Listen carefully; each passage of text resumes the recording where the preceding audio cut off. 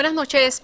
Hoy nos visita el ingeniero Chago Vázquez, que ¿quién es él? Es el gestor del Supertubo. También nos visitan del Centro Nacional de Meteorología para hablar sobre esta sequía.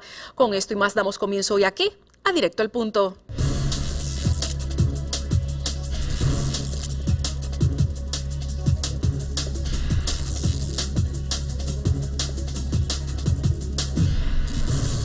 Buenas noches y bienvenidos a una edición más de Directo al Punto. Hoy nos acompaña el doctor Santiago Chago Vázquez. Buenas noches. Buenas noches. El Chago viene de Santiago, que creían que era mi nombre, pero mi nombre es Antonio. Pues Antonio, corregimos, Antonio Santiago Chago Vázquez. Usted fue el ingeniero que diseñó el Supertubo. Háblenos un poco de esto, cómo surge esa idea. Bueno, el concepto surge de cuando estamos evaluando los abastos de agua por allá por el 60, donde Puerto Rico está creciendo rápidamente y había habido una sequía en el 1964 que para mí sigue siendo la sequía más grande de Puerto Rico. ¿Cuánto fue? ¿Cuánto duró? 1964. La sequía, de hecho, aquella sequía duró también 6 o 7 u 8 meses, pero siguió seco hasta 1967, tal así que alguna gente le llama la sequía de 67. Puedes encontrarte que el 67, dícense que es 67. Desde allí surge la necesidad de que tenemos que expandir las reservas de agua para San Juan. Vemos a un San Juan creciendo y tenemos que buscar soluciones para traer agua. Ya se había construido en 1953 Carraízo, el gran Carraízo que tan popular es hoy, ya estaba construido en el 53. Carraízo está en la cuenca, como todos sabemos, de Loíza, que es una cuenca grande que incluye Caguas, que incluye Gurabo, San Lorenzo, Juncos, pero todo eso añade que es una zona poblada también intensamente, y eso me crea problemas en la hidráulica y la hidrología de ese lago. Pero muy pronto los padres de esta patria conmigo tecnológica que estaban, todavía yo para esa época era un estudiante cuando se construyó en Mayagüez, pero ellos se dan cuenta que cuando construyen Carraízo enseguida ya Carraízo pasa a ser pequeño y empiezan a trabajar en ideas y van a La Plata y se construye La Plata. La Plata ya yo en el 1970 yo la inauguro con el gobernador Ferré. Que ya yo participo, porque fui nombrado en ese intermedio, después podemos hablar, yo he sido nombrado secretario de Obras Públicas, pero presidente de la Junta Directoria de la Autoridad de Acueductos y Alcantarillado. Y de hecho yo inauguro La Plata. Pero muy pronto nos dimos cuenta de la expansión de San Juan, estaba construyendo el Puerto Nuevo, estaba expandiéndose San Juan en todas direcciones, todavía Carolina y Bayamón estaban pequeños. Y ahí es que surge la necesidad de empezar a buscar otras fuentes de agua. Nos dábamos cuenta que esas no eran suficientes para el caso de una sequía. Y las sequías eran frecuentes, y allí habíamos tenido una grande en el 64. Ahí surge la idea, en 1980, el gobernador Carlos Romero ordena que preparemos un plan basado en unos estudios que se había hecho del cuerpo de ingenieros, pero un plan que indicara los proyectos que había que construir. O sea que aunque ese plan del Supertubo se crea en la década de los 90, es desde 60 que se va gestando. Yo estaba desesperado, porque ya tenemos correspondencia donde ya en el 84 decíamos, hay que construir unas facilidades para la costa norte, porque la costa norte está creciendo, Bayamón está creciendo, Carolina está creciendo, y tenemos que ir a traer una solución. De manera que la propuesta surge en el 1984. Hay un cambio de gobierno y la propuesta se detiene. Y no es hasta el 94 que Dios viene y nos avisa y nos dice, te voy a dar una breve sequía, que no fue tan breve nada, y como resultado pues entonces tuvimos la famosa sequía del 94 y se ordena la construcción del superacueducto. Y de hecho, el director ejecutivo de la AAA dijo que si no hubiera sido por la construcción del supertubo, el racionamiento en el área metropolitana hubiera empezado desde hace un mes. Bueno, hubiese sido catastrófico, porque el problema es que Carraízo es una represa pequeña, en los embalses, en el concepto de embalses, Carraízo y La Plata son embalses pequeños. Por ejemplo, para darte una idea, el embalse de donde se nutre el superacueducto, que es Dos Bocas es 2 veces más grande que Carraízo. Y el que alimenta Dos Bocas, que es Caunillas es 3 veces más grande que Carraízo. De manera que aquellas son unas represas grandísimas que no fueron construidas para abasto de agua, fueron construidas para energía. Pero en esa evaluación es donde decimos, ¿qué podemos hacer? Habíamos visto, y aunque me dan el crédito a mí, esto tú sabes, el crédito viene a toda una gente que trabaja contigo, a todos los consultores, etcétera, que discutimos, nos sentamos en salones a ver cuál puede ser la solución, vemos el problema, lo discutimos. Y ahí surge que tenemos que irnos a Manatí y a Arecibo, que son los 2 ríos que nos quedan, porque ya habíamos usado La Plata. Okay. Entonces, ahí es que se somete un plan. El plan que nosotros le llamamos el acueducto de la costa norte, todavía el superacueducto se lo puso la prensa, los políticos y el público. Sometemos el que plan. También hay que recordar que tuvo muchas personas en contra. De hecho, la propuesta de hacerlo tuvo mucha oposición, tan así que llegamos al Tribunal Supremo. La decisión se hizo en el Tribunal Supremo y yo me estaba comiendo las uñas porque yo sabía que tenía un gran problema y los que estaban conmigo también. O sea, con esto hay un montón de gente que conocían el problema, que habían trabajado conmigo y habíamos pensado en eso. Tanto acá en San Juan en el gobierno como en Mayagüez, allá en el recinto universitario, donde había empezado eso, porque yo había fundado allá un instituto de recursos de agua, que eran para poner pensadores allí a que trabajaran en soluciones. ¿Hace falta otro supertubo?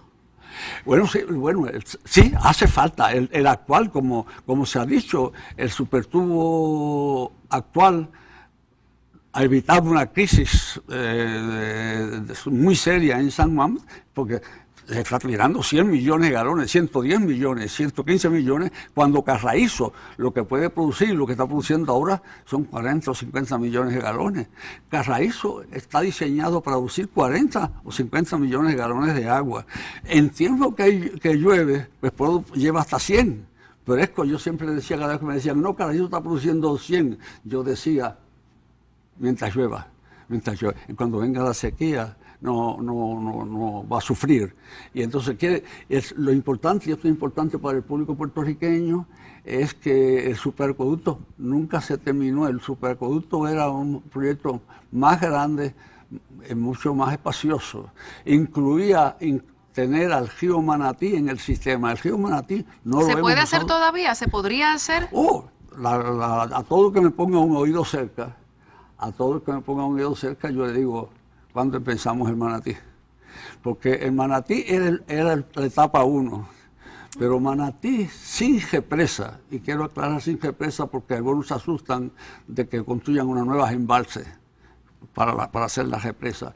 El Manatí sin represa puede darnos 30 o 40 millones de galones de agua, que es lo que nos hace falta ahora mismo aquí en San Juan. Digo, y Obras Públicas, ¿verdad?, tiene una crisis económica bastante grave, pero hay cosas y hay cosas, ¿verdad? Hay inversiones y hay gastos y eso son prioridad y lo estamos viendo en estos tiempos. Eso es así y hay que entender que la sequía le causan problemas al mismo gobierno. Ahora el propio acueducto ha tenido que gastar una cantidad de dinero enorme. Todo el proyecto de acueducto, toda esta actividad de acueducto cuestan dinero enorme. Ese proyecto hay que hacerlo. Y eso sería ahora lo que era la primera etapa, una segunda etapa. Vamos a una pausa y regresamos en breve.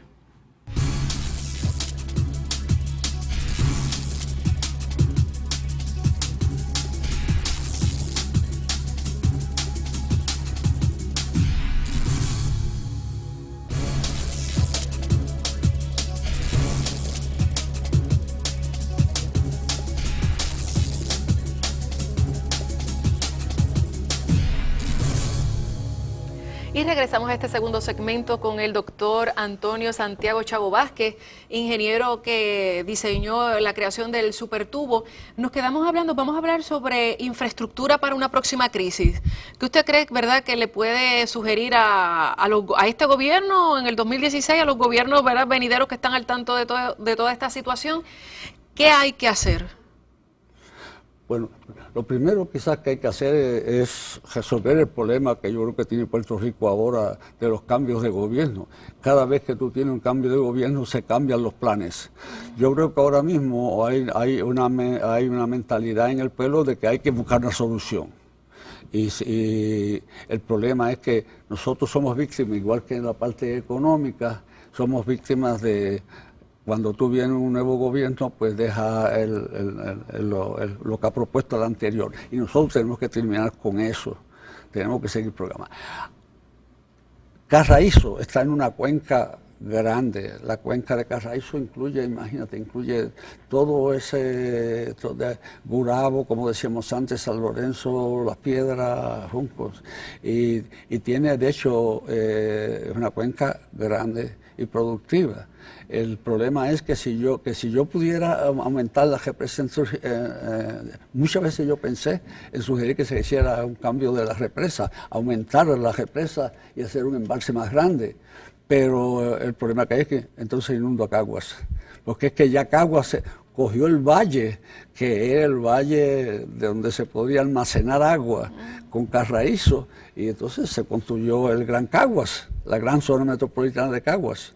Pero quisiera informar que nosotros en el 84 habíamos identificado 3 proyectos en esa cuenca para poder resolver ese problema de que no podemos tender a Caguas. Hay 3 represas propuestas. Una es antigua, que se ha propuesto docenas de veces, que es el Valenciano. El Valenciano está en Juncos. El río Valenciano está en Juncos, y en esa represa se construye una represa en Valenciano. Tú le das agua a Junco, Gurabo, San Lorenzo, que ahora, y esto es importante decirlo para el público, se ha dicho, pero creo que no está bien claro, que nosotros que estamos a veces bañándonos con un galón de agua aquí en San Juan, estamos enviando 22 millones de galones de agua a Caguas y a esa zona, que viene, ¿sabes de dónde? De superacueductos. De manera que yo estoy llevando agua, que es interesante, desde Adjuntas hasta Juncos. Bueno, usted me estaba diciendo fuera del aire que Adjunta le provee agua a Lajas. También, sí, eso, y es del río Arecibo también, el lago Garzas, que tira para, que tira para Lajas. Digo, Garzas tira para Guayanilla, del río Guayo, la represa de Guayo en el barrio de nosotros, es que tira para Lajas. Pero esas represas hay 2 represas, una Valenciano, que han ido a instalar la primera piedra como 3 gobernadores diferentes, y finalmente no se ha construido. ¿Y cuáles son las otras 2? Las otras 2 es una represa en el propio río Loíza, en San Lorenzo hay un sitio muy bueno para una represa pequeña. Y también hay uno de los tributarios del río Loíza que se llama Cayaguas,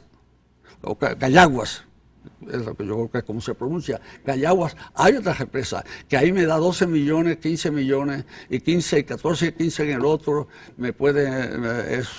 son alternativas que debo de evaluar, y esa alternativa me va a resolver también el problema del sedimento, porque entonces se me queda el sedimento en un lago pequeño que es fácil de manejar la limpieza del lago, que estoy seguro que es alguna de las preguntas que tú me vas a hacer pronto. ¿Y cuál es la otra en el otro sitio?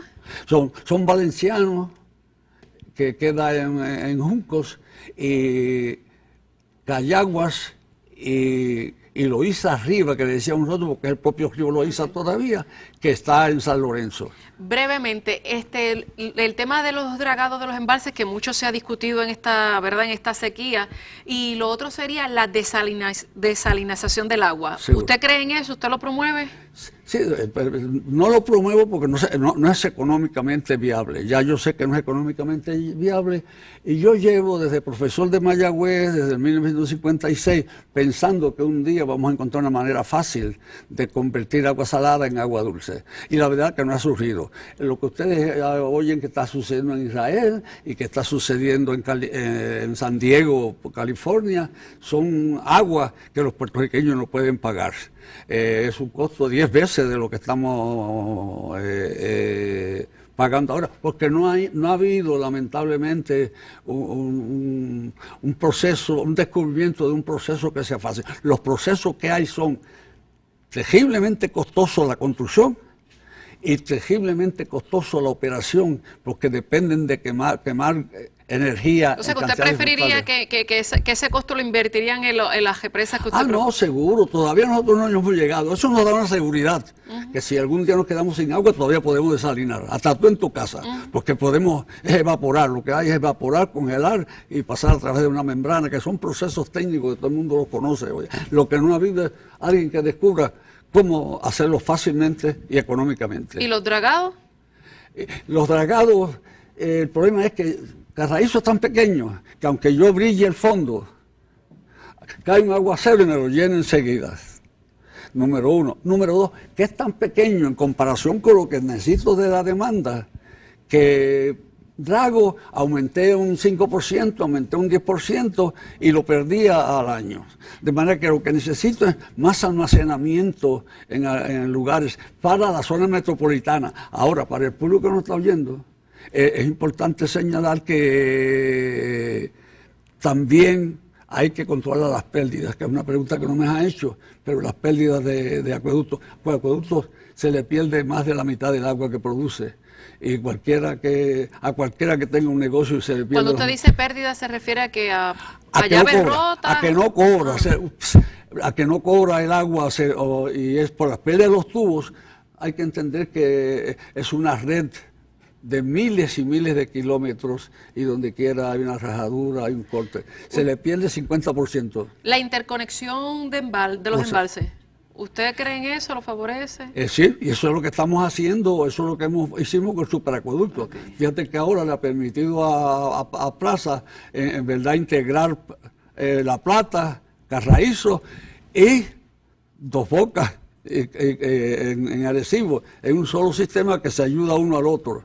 Todavía están aprendiendo a controlarse, pero como hay mecanismos de computadora y se ha pasado una red, ellos pueden jugar con eso, jugar técnicamente con eso. Brevemente se nos acabó el tiempo. ¿Cómo fue esa experiencia de usted, verdad, para todos esos televidentes que nos están viendo, de haber trabajado con don Luis Aferré? Maravilloso, don Luis Ferré, yo lo conocí 3 días antes de que me nombrara. Yo no había estado envuelto en política. ¿Para qué año? Yo estaba en académico en 1969.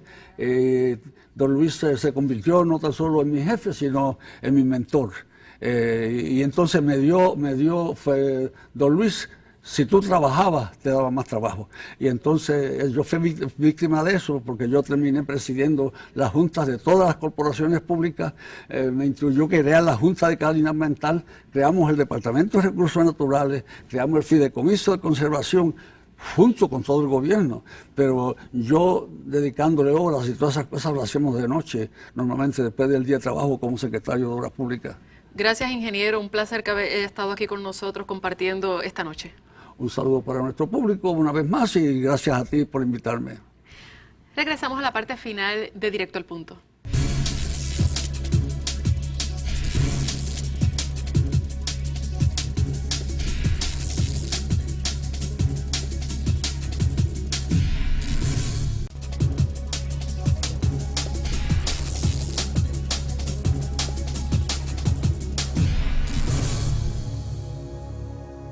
Y en la parte final de Directo al Punto nos acompaña Ernesto Morales del Servicio Nacional de Meteorología. Buenas noches y bienvenido. Muy buenas noches. Cuéntenos, el domingo hubo para mucha gente un diluvio, truenos, rayos y centellas, como decimos en el campo. ¿Sirvió? ¿No sirvió? Sí, en este momento toda lluvia nos sirve. Es bien importante que tengamos esa recarga, aunque sea pequeña. Esa recarga es bien importante en estos momentos, ya que el déficit que tenemos es significativo. En estos tipos de aguaceros no va a terminar la sequía o el racionamiento, pero por lo menos ayuda y extiende la vida de los embalses. El área más afectada fue la porción este de Puerto Rico, que es el área que más déficit tiene. Por lo tanto, fue buena noticia. Y otra buena noticia es que ya vemos que el patrón comienza a cambiar. Todo el mundo esperaba que en junio se acabara la sequía con algún tipo de evento, pero conocemos que el junio es seco, las primeras 2 semanas de julio también son secas, y no es hasta la segunda mitad de julio que comenzamos a ver que se vuelven más frecuentes las ondas tropicales. Al sol de hoy, ¿qué tiempo llevamos en sequía? Eso es bien importante entender, esto no viene de la noche a la mañana, este es un déficit que estamos cargando hace cerca de 3 años. Por lo tanto, hemos tenido, los pasados 2 años han sido bien secos y esto ya se ve en los embalses. Tenemos eventos de lluvia, sube los niveles de los embalses, pero la demanda del agua, no solamente del ser humano, sino también de las matas, del suelo, ayuda a que se seque más rápido. Por lo tanto, necesitamos que lo que está ocurriendo ahora, que los eventos sean más frecuentes, que traigan lluvia consistente, y eso nos va a estar ayudando especialmente a los niveles de los embalses. ¿Cuál es el área de los embalses que mayor problema tienen ahora? ¿El más crítico? En este momento, la mitad este de Puerto Rico se encuentra en una sequía significativa, algunas se clasifica como extrema. La mitad oeste de Puerto Rico se encuentra cerca de lo normal. Y esto nos trae un reto, porque cuando hablamos de que la sequía existe, hay personas que no creen, ya que todavía en la mitad oeste se encuentra cerca de lo normal. La mitad este, donde tenemos los embalses principales que ayudan al área metropolitana, pues se ven bastante en estado crítico. ¿Cuál es su pronóstico por lo que queda de julio? Ya estamos a mitad de mes. Bueno, vamos a ver que las ondas tropicales van a estar moviéndose más frecuentemente, con más lluvia, porque es la norma. Aún así, la perspectiva de la temporada de huracanes, como también la perspectiva de lluvia, por los próximos, por lo menos, meses, hasta octubre, se ve muy por debajo de lo normal. Y esto es lo que nos preocupa. Sabemos que va a llover, sabemos que esa lluvia va a estar cayendo en la área más necesitada. Aún así, las lluvias que vamos a tener en los próximos meses va a estar por debajo de lo normal, y esto podría estar agravando el problema de sequía. ¿Qué usted, ¿verdad?, le recomienda a la ciudadanía ante esta situación? Ya vamos casi para 2 meses, muchas personas con el racionamiento. Yo entiendo, y esto es mi lado personal, que el puertorriqueño debemos cambiar la cultura en cuestión de cómo tratar el agua. El agua es un recurso limitado, que siempre tenemos un evento de sequía, todo el mundo se queja, aprende a vivir con ella, luego llueve y todo el mundo se olvida. Por lo tanto, tenemos que aprender de las Antillas Menores. Las Antillas Menores siempre tienen déficit de lluvia, ya que no tienen espacio para tener grandes embalses como nosotros tenemos aquí. Tenemos que aprender de ellos, tenemos que ver cómo ellos bregan directamente con el recurso agua, y deberíamos hacer lo mismo aquí. Esta sequía que usted dice que nos ha estado azotando en los últimos 3 años, que ahora se agravó, ¿a qué se debe? ¿Al cambio del calentamiento global o a qué fenómeno? Bueno, hay varias razones. Primero de todo, el Niño. El fenómeno del Niño se estaba desarrollando el año pasado, eso agravó un poco la situación. El Niño toma fuerza, se desarrolla completamente y se espera que se torne más fuerte en los próximos meses, y esto es un factor limitante para el desarrollo de la lluvia aquí en el Caribe. Además, a nivel mundial, la investigación de la IPCC, que es una organización dentro de la UNESCO, recomienda tratar el agua, ya que estos eventos se van a tornar más frecuentes de sequía.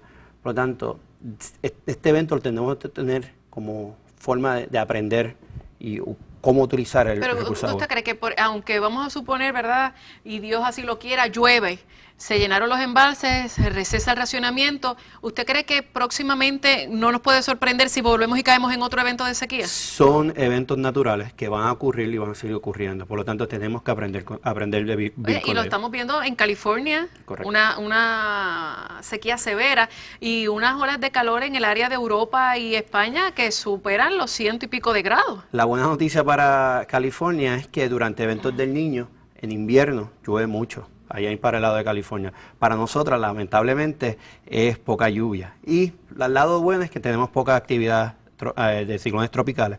Porque tenemos una calma y una de arena, ¿no saben? Tenemos la limitación de lluvia, pero no tenemos huracanes.